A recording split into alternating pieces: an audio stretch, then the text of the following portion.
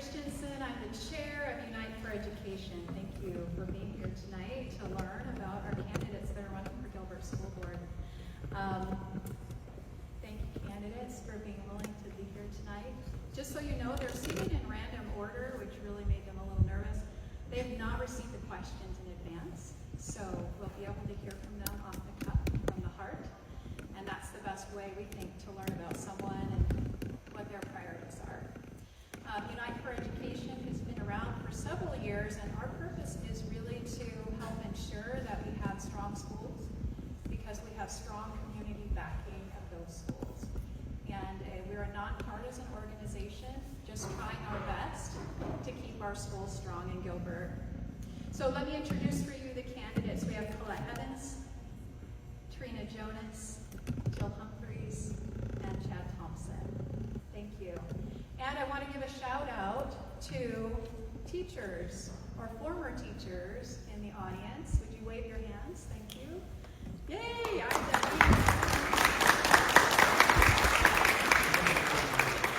Thank you for doing the hard work of the whole reason the school district exists, and for doing the hard work on the ground. I just wanted to also announce, I'm sorry, I forgot to say, Rhonda Page, who ran for the 2-year seat and will be seated. She couldn't make it tonight, but she is another candidate technically, but she will be named to the seat because she's the only person running for that one. All right, we are so lucky to have Jordan Ray moderating this forum. So while Jordan makes his way up here, I just want to tell you a little bit about him. Some of these are very new facts for me. He's a 5th generation Arizonan. I am too, I love it. But his claim to fame is that Ray Road is named after his 5th great grandfather, who had a farm on it. He loved serving the good people of Gilbert on the town council for 10 years, and he's currently serving as the Justice of the Peace in the Highland District. He's married his high school sweetheart, Manny, 22 years ago, and together they have 5 children. The oldest is a GPS graduate, the others are in Highland Junior and Carroll Ray Ranch Elementary. His hobbies include road biking, pickleball, and raising cows. He loves old school country music, ice cream, and making people laugh. So let's give a round of applause to our moderator.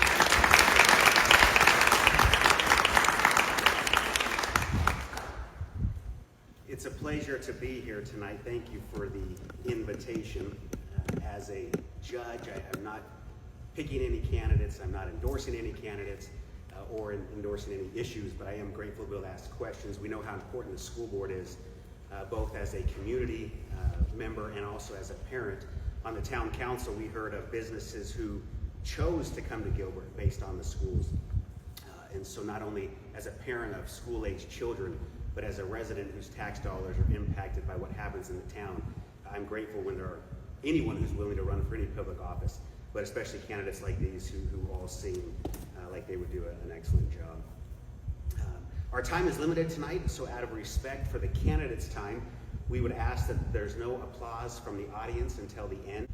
In the first round, we'll give each candidate 2 minutes to respond. They are seated randomly, and we're starting on the far left. So Chad, I'm going to call them by their first names. I know all these candidates, well, 3 of the 4 really well, and one of them I met tonight, but I'm going to call them by their first name. I hope that's okay for each of the candidates. We'll have Chad go first, but I'll ask the question. We'll give Chad 2 minutes to answer, and then he'll pass the microphone to Jill, and Jill will then answer the same question, and we'll just move down the line. So Chad, the first question is, why are you running, and how have you prepared yourself to serve as a GPS board member?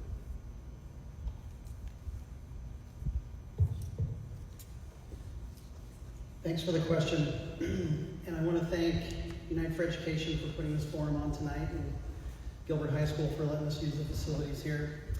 So, the easiest way for me to describe why I chose to run is to ask you to imagine a situation with me. Imagine a situation where you're sitting across from yourself from 5 years ago. And you're telling yourself from 5 years ago what the state of our schools are today. and what they've been like over the last 5 years. And you're telling your 5-year-ago self that schools have been closed, that our children have been forced to mask, they've been forced to go to class online, they've been forced to isolate.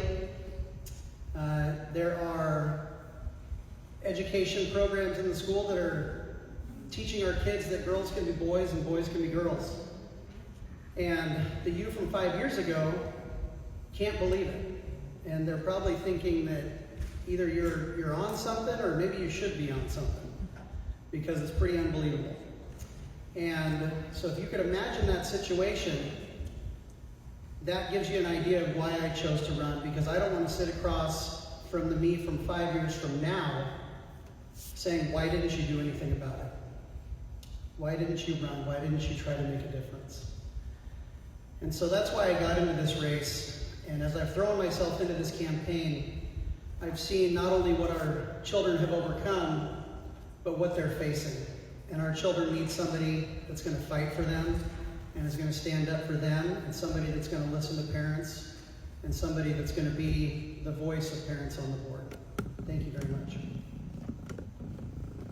I'll repeat the question one more time, Jill. Well, probably 4 more times by the time we finish. But this time, Jill, why are you running, and how have you prepared yourself to serve as a GPS board member? Well, I'm running because I really care about the education of every child in this district. I really think that every child deserves the best education that we can offer. Whether they come from an affluent home or a low-income home, they still need a great education. It's a great equalizer in our society.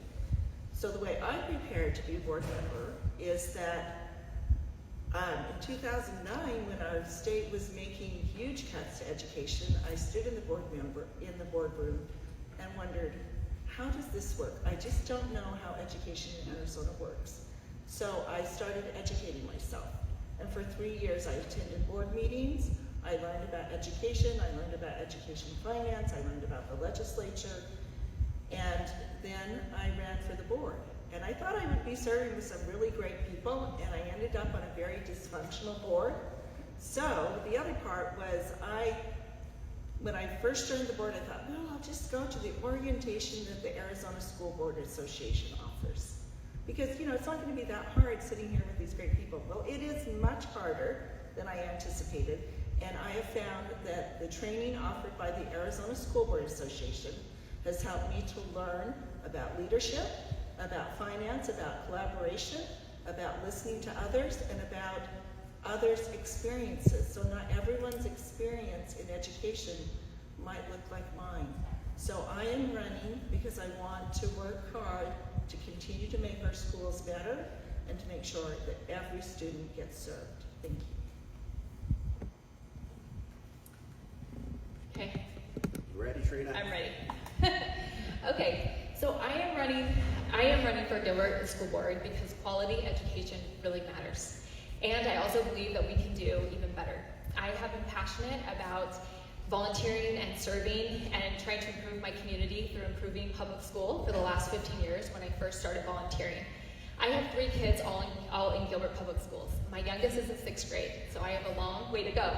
And I have been involved for the last 15 years, everything from room mom to PCSO president, booster president, and also volunteer at the district. And one of my favorite things is volunteering on the district level with our VNet, which is a volunteer network where we go around and help all the different parent groups with their organizations. My background's in nonprofit management. I have my master's in public administration.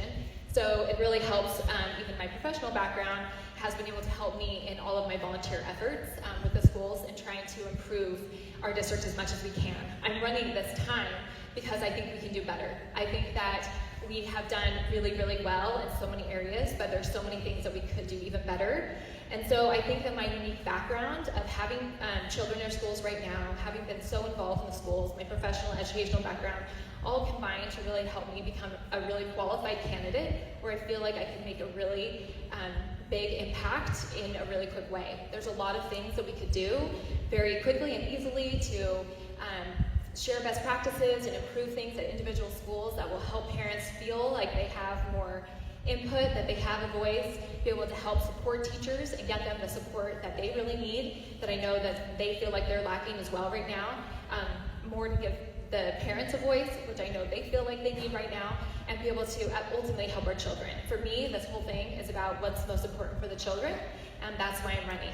I'm running to help my children and yours. I've been asked by a lot of parents to represent them on board and to run, and those are some of the reasons why I'm doing it. Thank you. Thanks, Unite, and for putting this on. This is great. I am running for Gilbert Public Schools because I believe that we have an opportunity to make this district the best in the state. I feel like our test scores don't reflect our community. I feel like we can definitely do better. And I feel like I have been preparing for this role for a really long time. I've been involved in the school system since my kids started kindergarten in 2000. And I've done everything that I can to be a part of solutions. Right off the bat, I have just wanted to take care of our teachers, so I would volunteer everywhere that I could in every classroom. 10 or 15 years ago, I became more concerned about things that were going on in the district, and so got involved at that level, and I've served on several committees. I've been on the zero-based budgeting committee, a couple of curriculum committees to help choose curriculum. One of my biggest concerns was processes at the time and making sure that we did things in a very fair and transparent way. So I've also been a member, a co-chair of the committees that have run the bond and override campaigns. I believe in funding our schools, and that's a big part of it. And so I've been very active in doing that. Since I've decided to run, the things that I've been doing is just been getting out there in the community. I have really met with members of the district all across the board. I've been meeting with high school principals and other members in the school just to kind of know what exactly is going on and how we can make it better. So, thank you. Thank you, candidates. The second question, and we'll start with Jill on this question, is what are the greatest challenges students face in elementary, junior high, or high school? And how do you see the board supporting students with those challenges? Well, there are lots of challenges. I mean, it is true that we've had a couple difficult years with a pandemic and trying to navigate that safely for students and for teachers and the adults in their lives. And it's been hard. We have worked really hard. We've been fortunate that the governor has given us money during the summer to have summer school to help students catch up. But navigating those learning challenges it's going to take us 2 or 3 more years to catch up on that. I think the other part is that kids are struggling, and so the social and emotional learning is really important to help them to manage their feelings, to be focused on their learning, and to know how to navigate the schoolyard, to how to get along with each other. Let's just say we as adults need to do better to show an example for our kids in how to collaborate and to be kind and to be thoughtful. I think we're struggling, all of us, in that way. So I think that's really important, and I think the third thing is just to help every student to feel welcome and to know that they are a part of our community, whatever their circumstances are. We have work to do there as well. We know that we've had some headlines that are concerning about behaviors in school and racism, so we really need to work on that. And then I think one more thing I would mention is just that gun violence is really, our kids are anxious about that. The example of that is Gilbert High School dance. There was not a gun there. There was a balloon that popped. But because kids are so anxious, it became a bigger event, and so we need to address the issue of gun violence in our community. Okay. Well, there are many, not many, but several key problems that we're all facing. I think the greatest thing that the children are facing right now is learning loss from the pandemic. That was really tragic, and having young elementary school age kids, I know firsthand of what that was like.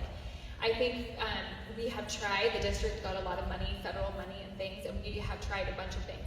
I think one of the most important things we need to do to improve that right now is assessments. We really need to know where every single kid is at and what their plan is going to be on how they can get back on track.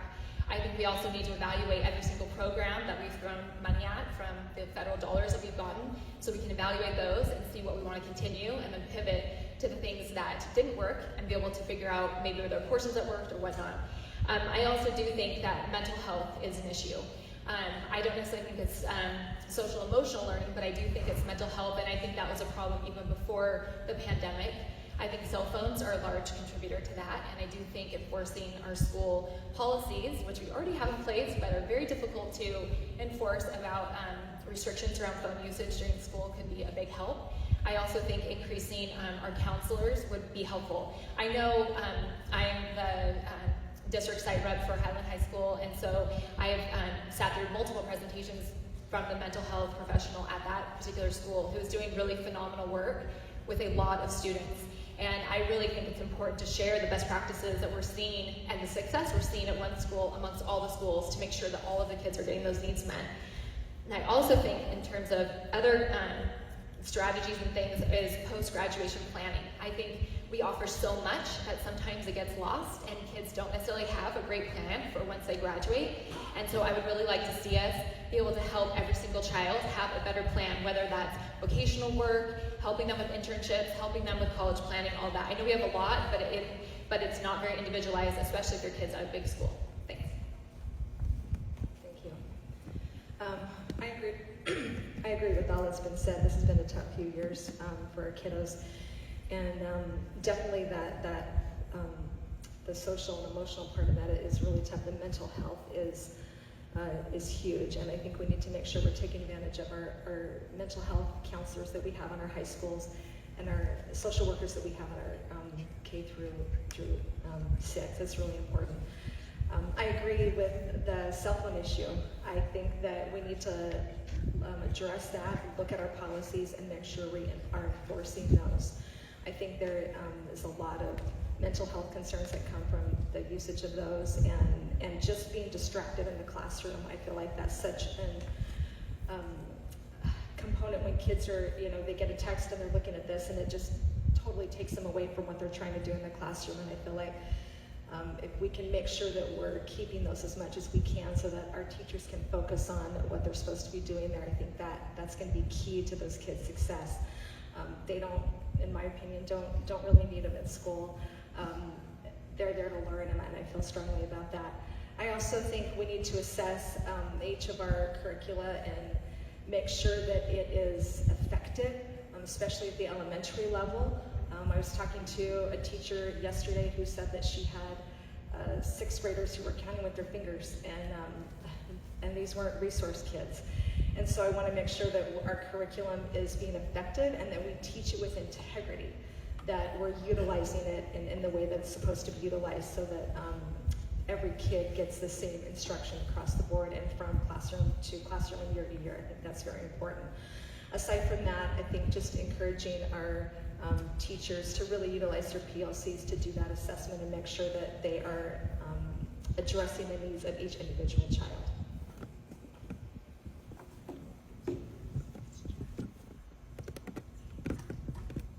I want to turn too. So I think the biggest thing facing our kids today at all levels is the education gap. We lost 2 years of education. Our kids are far behind, and it seems like they have more distractions than ever to negotiate. It seems like our schools today want to teach just about everything except for education, except for actual math and science and language, and I think they are overwhelmed. I think our students at all levels are overwhelmed. I think we need to remove these programs. I think we need to let teachers teach what they went to school to learn and to teach what they want to teach. I think we need to teach our children accountability and responsibility. We need to let them know that turning in assignments on time is important. We need to let them know that if they miss class, that there's a consequence to that. And if they miss too many classes, there's a consequence for that as well. And so I think the biggest thing that we can do as a board is we can focus on education. We can remove the distractions, whether it's Tiger Time or Warm Wednesdays or whatever your school calls it. I think we need to remove the distractions, take the time that those distractions are taking, and give them back to the teachers to teach our kids actual learning and actual education. Thank you.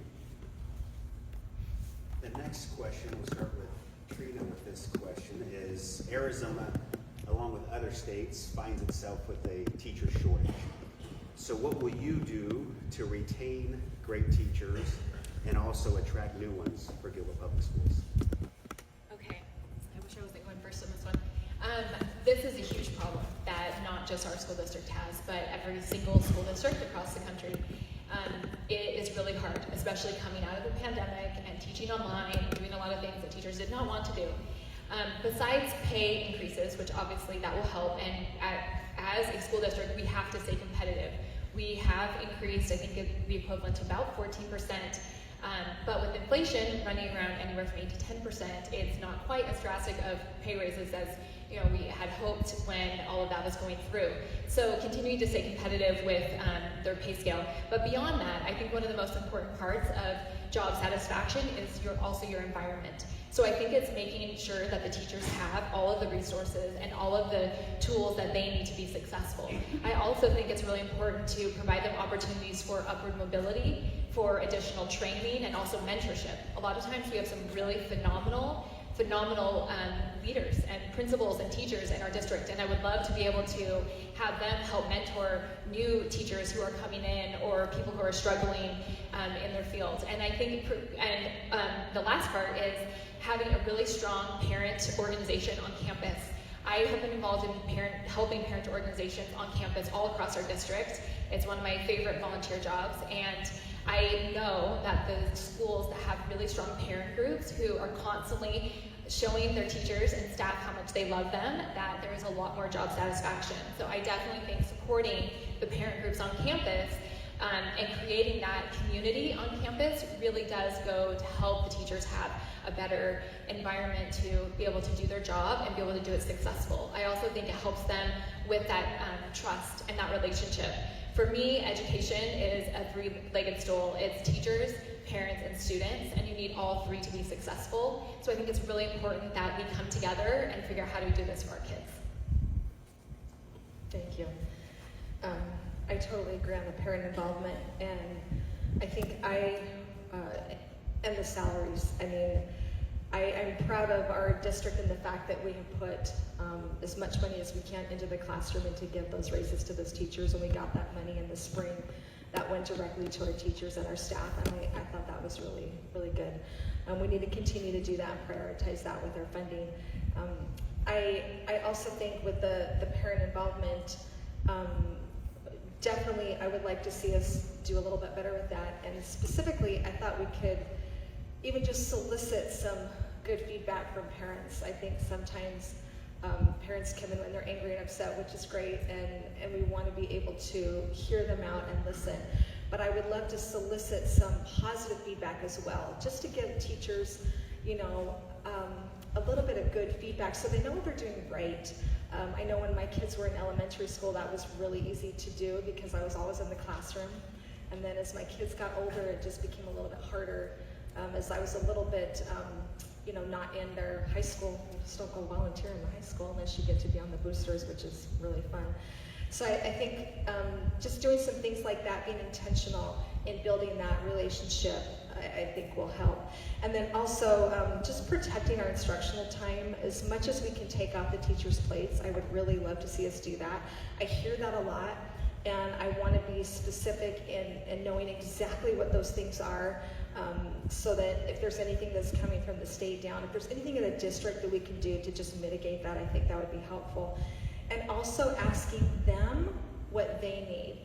I talked to another teacher this week who had said, you know, we do this professional development about how the brain works. And she goes, I just want to know how to do my quarterly reports.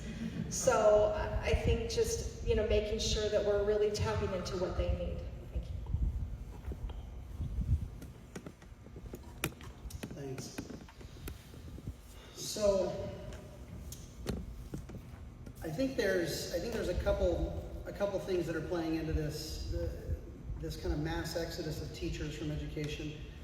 I think the primary reason that teachers are leaving the industry is because they're overburdened. Our teachers are asked increasing every year to, there's always some new curricula, some new program that's introduced that is sold as, hey, this is going to be a teacher help, but every single one of them comes with some sort of tracking and reporting of our students, and that stuff takes time. I've talked to teachers that said, I would take less money if I just got my time back.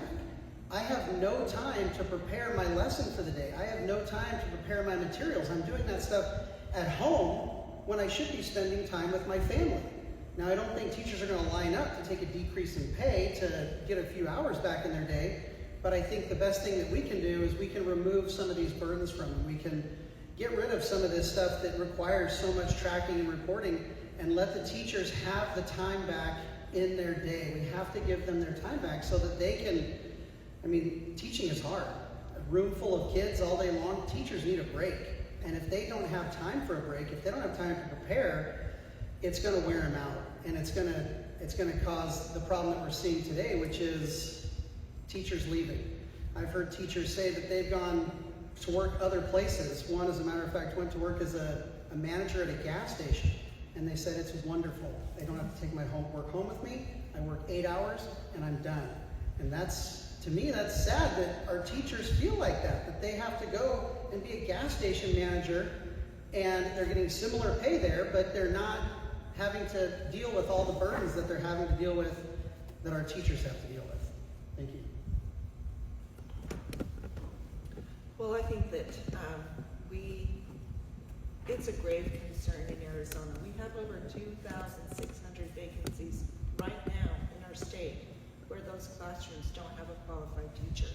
We do have people coming in and using an alternate teaching pathway to become a teacher. Maybe they have a bachelor's degree. We have our cohort that is getting certified. But we don't have as many people going into education in the traditional pathway.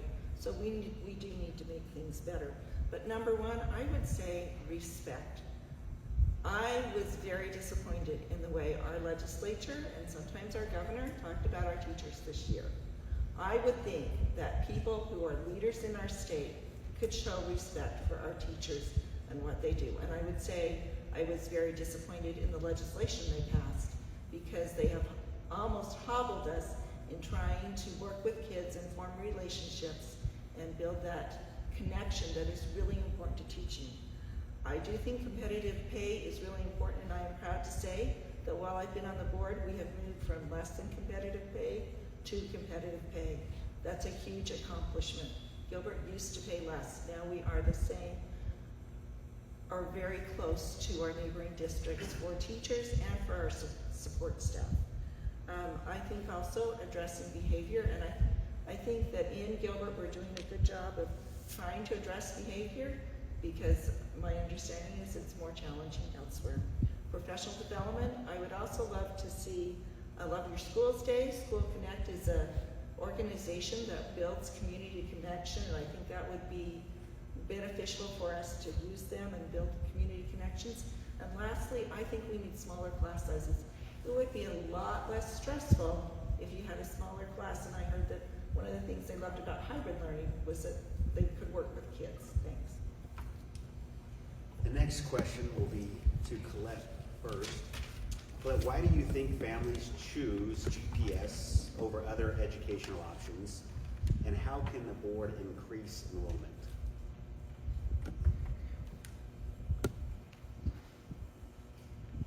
That's a good question. So I think families choose GPS because it historically has done well, and that there is a great community feel on our campuses. People want to support their local school. They want to go to their local school. They want to build a community. And I think that's very important in any community, and specifically in Gilbert. And how can we increase enrollment? That is a really good question, and I wish I had the golden ticket answer to that one. But I think we do it by, again, making it easy for parents to come. So I think we need to be better at having a little bit more customer service feel, making sure that when parents and families come to our school, we're welcoming them. We look for ways to say yes instead of no. We have our policies be flexible so we can be innovative in our solutions that are good for kids. And I think we need to also buckle down in our curricula, and specifically like our AP classes. I know we've recently done a much better job of marketing and encouraging kids to take them. I know my son got a letter for the first time. My kids have always been in AP classes, but we finally got a letter saying, please come and do this. So I think doing those types of things where we are making sure that we market to those. We also need to expand our accelerated elementary schools that we are in the process of doing. So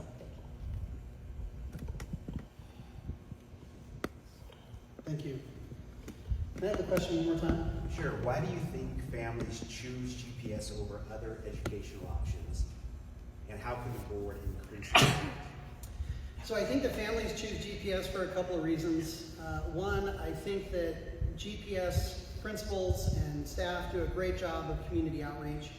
I think there's a very strong presence on social media. They post things that look fun and exciting, and I think parents get excited about that. And so I think that's one thing that is attracting parents to GPS. Unfortunately, I think the other reason that parents choose GPS is because it's the default option, because it's easy. They've got transportation to school. And a lot of parents don't have the ability to take their kid to a charter school or to a private school or anything like that. And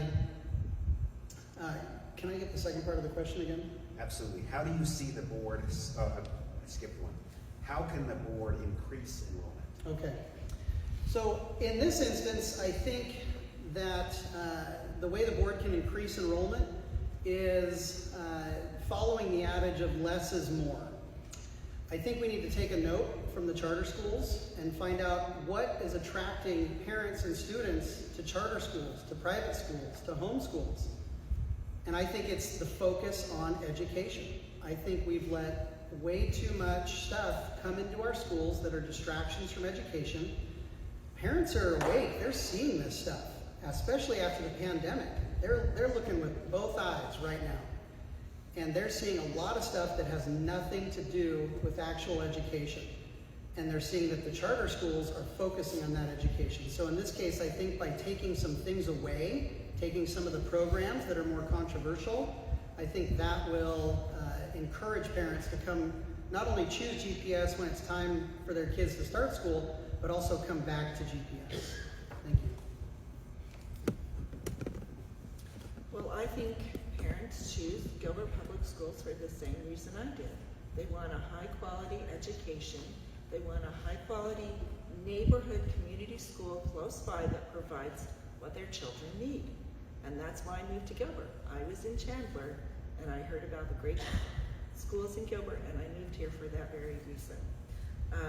But I do think the board has a role in increasing enrollment. I think there's a lot of headwinds. Lower birth rates, that's a huge one. A lot more choice. There's a lot of charters around us. And so I think the things that will bring people back to GPS and help keep them here is having those neighborhood community schools and sharing how great they are. I would love to see us, we market our traditional classrooms pretty well, but I would love to see us do more to market our, we call them conventional classrooms. I would like to call them something else, collaborative classrooms, and how a lot of what we do in those classrooms is research-based, just how kids learn. I also think that it's really, really important for board members to be supportive of the district. When we had a very dysfunctional board, it hurt the enrollment of Gilbert Public Schools. So a board that works together and that is collaborative and that works and supports their district and appreciates their district, I think that's really important. I also think that as we talk about charter versus district public school, we need to educate people on what a school board does and what their role is, that we are the mom and pops. As charter schools become larger and get sold, who do you go to? You have a locally elected school board to help make those decisions that you can go to when you have concerns. Thanks. Okay. Why did families choose GPS? I think one of the primary reasons is community. That's why I choose it. That's why I have loved it. And honestly, prior to COVID, because our schools have been phenomenal. Like we have been really, really great. We have amazing programs and we have great things, and your kids are going with the kids in the neighborhood, and it's a really great thing to be a part of, and I've loved it. The COVID has really taken the wind out of our sails as a district. We lost thousands of students. We've gotten a lot of them back, which is great, but there's still a lot more work to be done. And I think that some of the things that we can do to increase enrollment are increasing our number of creative options that we have, specialized STEM programs, adaptability with sports and music and different things that they have. I also think increasing their academic excellence level.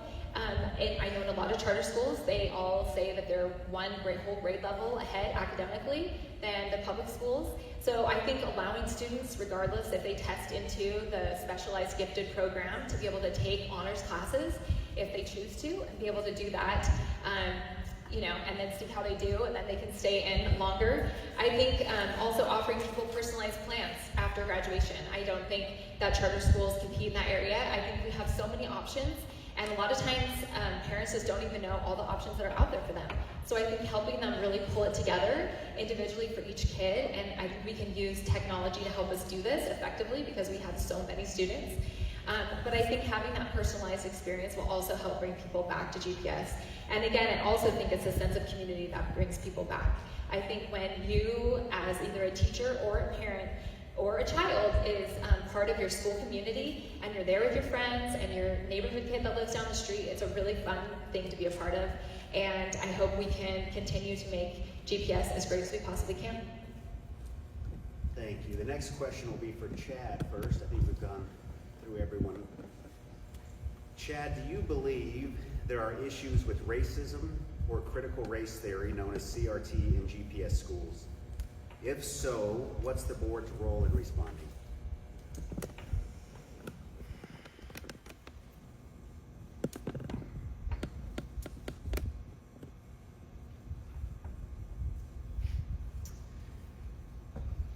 I think that's a great question.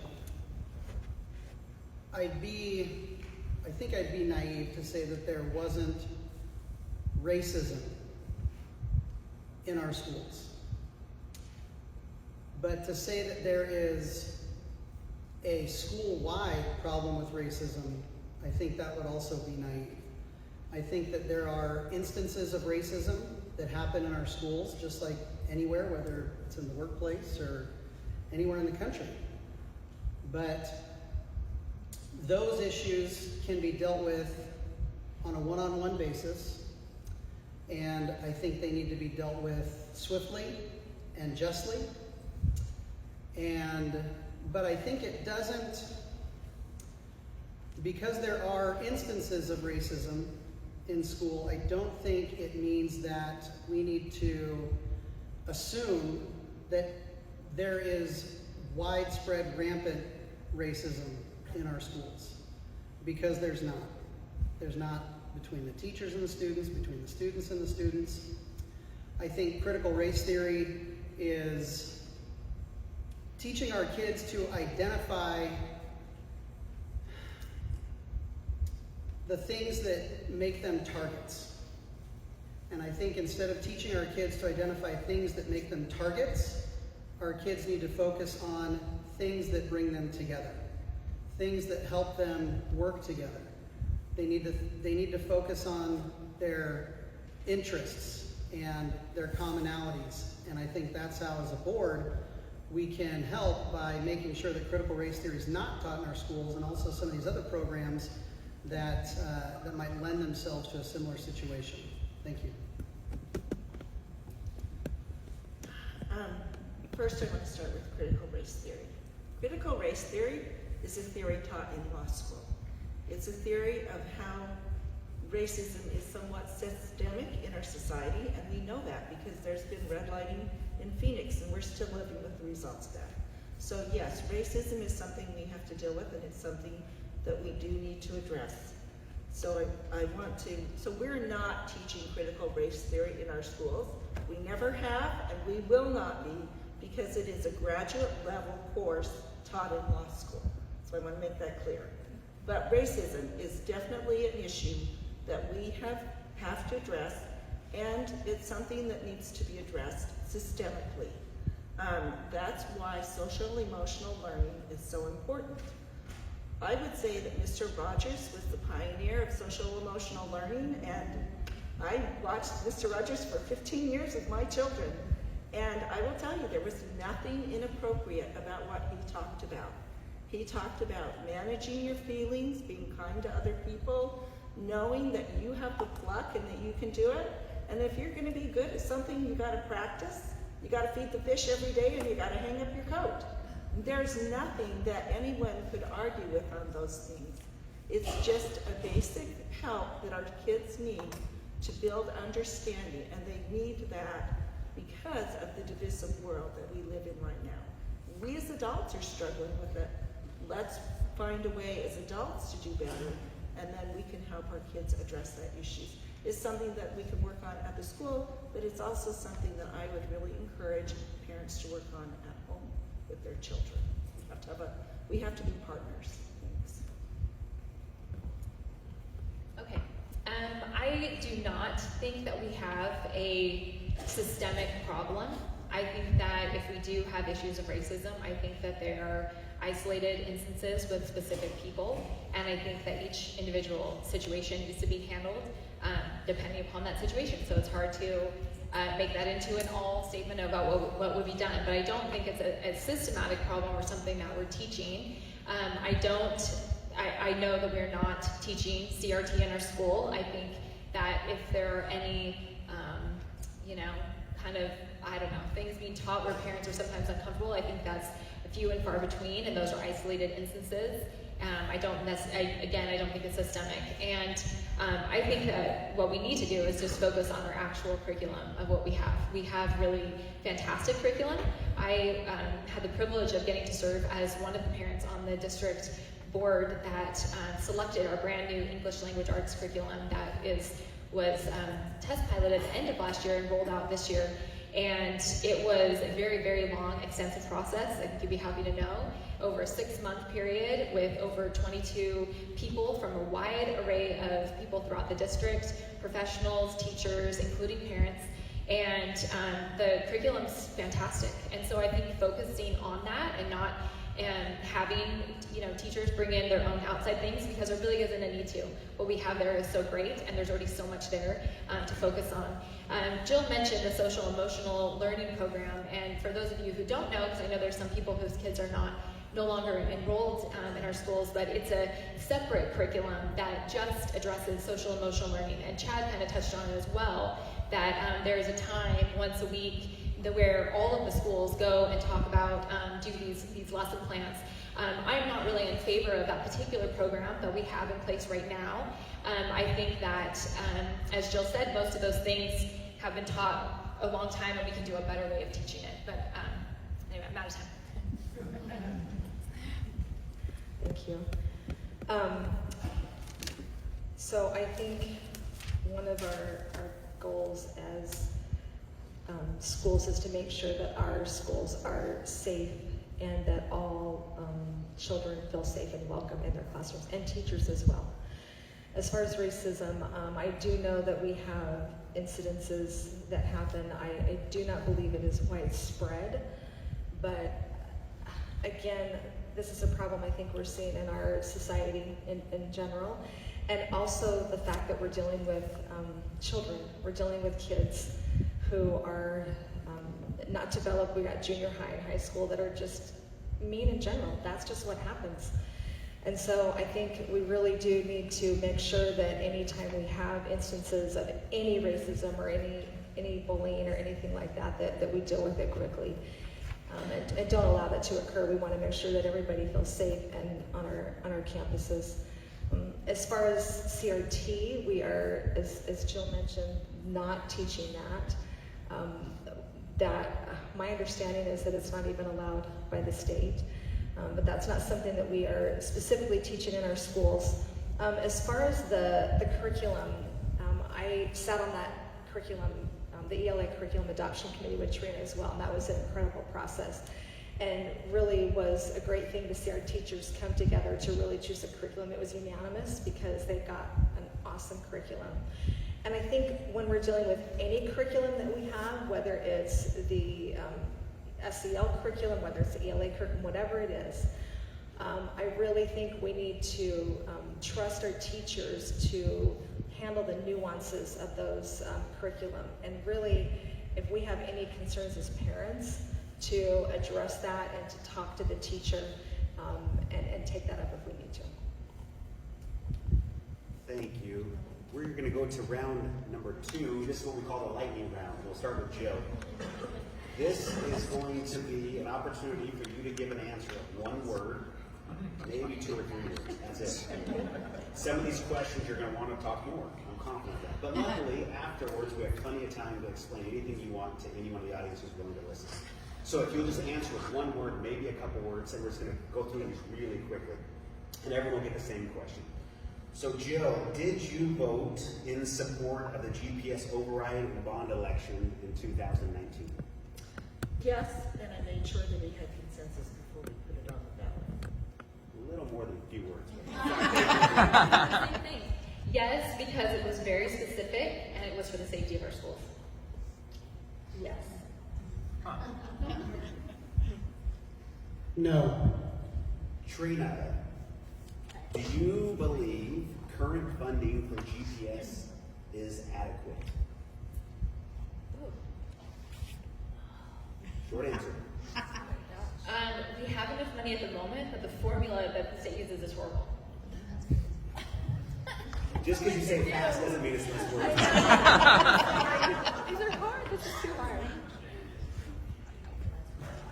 Do you believe current funding for GPS is adequate? How do you answer that? Use the mic. As a board, we always do the best that we can with the funds we're getting, and it's never,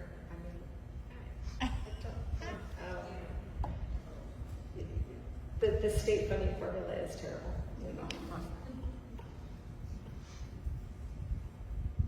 What Trina said. Yes, they're adequate. No. Thank you. Colette, do you believe the state legislature needs to take action to eliminate the aggregate expenditure limit, or AEL? Yes. Did you say to eliminate? Correct. Do you believe the state legislature needs to take action to eliminate the aggregate expenditure limit, or AEL? No. Yes, darn yes. Keep passing it out. Your chat's next. You're not getting out of this easy. Do you, Chad, do you support the universal voucher expansion as recently passed by the legislature? 100% yes. Absolutely not. It's a horrible question. It's a great question. I support vouchers. I don't know every nitty gritty about the voucher when it was just passed, but in general, I support vouchers. Yeah. Not the expansion, no. Jill, have you attended, ironically starts with you, have you attended or viewed all or nearly all of the GPS board meetings in the past year? I have never missed a board meeting in my 10 years on the board, except I missed One, because I had to run for co-director for Maricopa County, I had to be in a different spot. So the answer is yes? I was on an executive session that night, so I have never missed a board meeting. Thank you. Yes, most of them, and I'm grateful it's online. I try to get to most of them, but I was almost all in the last year. Yes. Most, if not all, of the last Most, year. if not all. I'm going to have to say no on that one. Yes. Trina, currently, school board races are nonpartisan. Do you think they should become partisan? No, definitely not. No. Yes, I do. Absolutely not. Colette, this is the last of this round. Is it a good idea for teachers to be armed to defend the schools? No.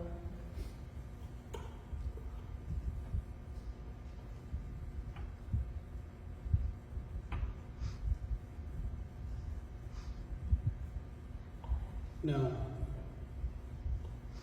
No. No. All right, the final question. This is back to Chad. I think Colette answered first last. This is we're out of the lightning round. You get 1 minute to answer this, and this will be, as I said, the final question. Chad, why should people vote for you over the other candidates? I think people should vote for me because I have skin in the game. I've got 4 kids, the youngest of which is 3. I'm going to be in this for a long time. I have no aspirations of any future political positions. I want to make sure that our schools are taken care of, that somebody on the board is going to fight for our kids and is going to listen to parents. I think people should vote for me because I have worked hard to learn about our district and support our district, and I've made votes with other board members that have made things much better for our district. One of the things as a board member that I've done is I've visited all the schools. Prior to my being on the board, they have not received visits from board members. I also follow legislation down at the Capitol and go testify when needed about that legislation. And also I've worked really hard to receive training to better understand what our state is asking us to do and what our role is as a board member, and I think that's really important.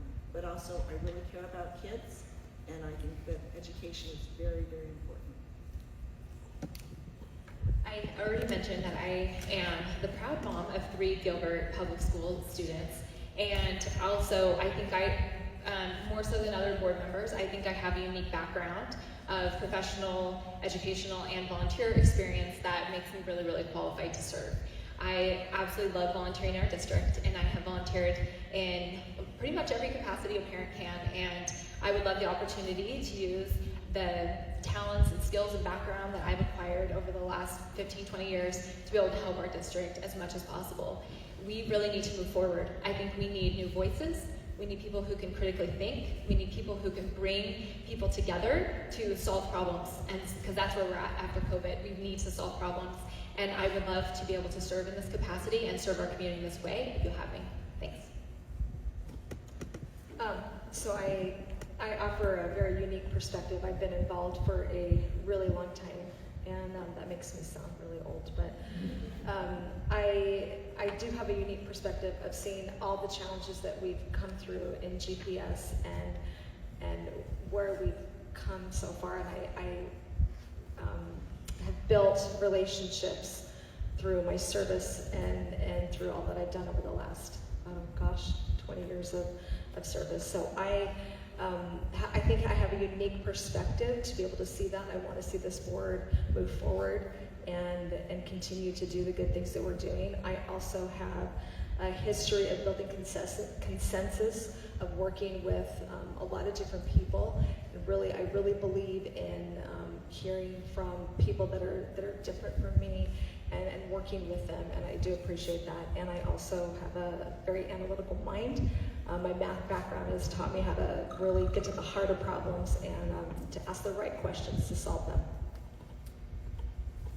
thank you to each of the candidates. Thank you to the audience members who are here today. This was way more than I thought would be here. I'm impressed. There are a number of people who look very familiar in the audience. There's some elected officials here, but more importantly, elected officials are the school teachers, some of which just retired in the last few years. I thought I'd see old Blue out in the parking lot. I went to a student, I think. But to the teachers out here, thank you for what you do. Administrators and support staff, thank you for your efforts.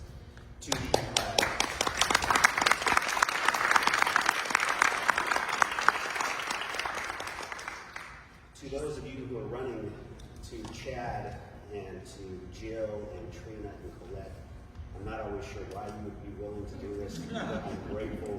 One, as a judge who sees juveniles come from many of the Gilbert schools and charter schools, I'm grateful for the influence that you will be able to have on each of those kids, and far more important, I'm grateful as a father for the influence you can have on each of my kids. So thank you for your willingness to run. It's a huge amount of money you'll get if you win.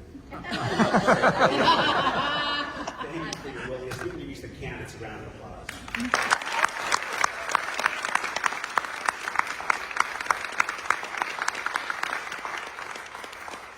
You are done hearing from me tonight, but the candidates are hoping that for the next 30 minutes or so, they'll be able to mingle with the audience.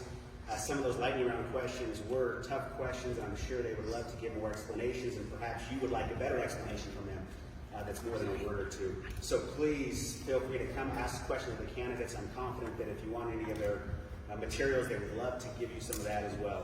But again, thank you to the audience. Thank you to the candidates here. Best of luck to each of you. Thank you.